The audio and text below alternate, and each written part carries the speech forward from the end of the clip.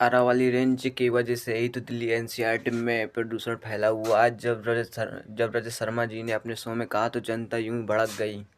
दिल्ली अरावली की पहाड़ियों से घिरी है, इसीलिए प्रदूषित हवा दिल्ली में कैद हो जाती है। अरे रजत जी, आप अपने इंडिया टीवी वाले अकाउंट से प्रोफेसर ऑफ हाउ को फॉलो करके 3D एनिमेशन की मदद से इस बात को समझो कि जिसने आपको टेलीप्रॉम्प्टर पे ये सब स्क्रिप्ट लिख के दी, आपके उस टीम मेंबर की रिसर्च एकदम बेसलेस कैसे है। देखो, ये है दिल्ली एनसीआर, इसके नॉर्थ ईस्ट में है हिमालयाज और इसके साउथ वेस्ट में है अरावली माउंटेन रेंज। अब आपने बोला कि दिल्ली की आकृति एक कटोरे की तरह है। इस बात से मैं पार्शियली एग्री करता हूँ, क्योंकि दिल्ली को ज्योग्राफी और पॉल्यूशन स्टडीज में कभी कभी शैलो बेसिन बोला जाता है, बिकॉज इसकी लैंड रिलेटिवली लो लाइंग है, हवा का मूवमेंट कमजोर रहता है और पॉल्यूशन भी कुछ हद तक ट्रैप होता है। लेकिन नेपाल के काठमांडू की तरह दिल्ली एक्चुअल बाउल या वैली जैसा डीप स्ट्रक्चर नहीं है। जैसे काठमांडू पहाड़ियों से घिरा हुआ है, वैसा दिल्ली में नहीं है। इनफैक्ट दिल्ली के साउथ वेस्ट में जो अरावली है, वो तो इरोजन की वजह से काफी छोटी हो चुकी है और हिमालयाज भी बाउंड्री से जस्ट सटके नहीं है, वो 200 किलोमीटर दूर है दिल्ली से। इनफैक्ट दिल्ली तीन तरफ से अरावली की पहाड़ियों से घिरी हुई भी नहीं है। अरावली रेंज दिल्ली के साउथ वेस्ट और थोड़ा वेस्ट साइड।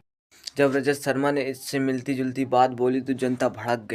लोगों की नाराजगी इसलिए क्योंकि 2023 में आपने केजरीवाल को गलत ठहराया था प्रदूषण के चक्कर चलते हुए। कि दिल्ली में रहने वालों की उम्र 10 साल कम हो गई है, इसका जवाब केजरीवाल।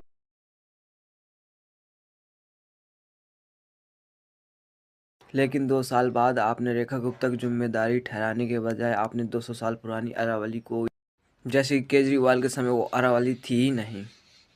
अगर आप इस बात से एग्री करते तो कमेंट में ज़रूर बताएं।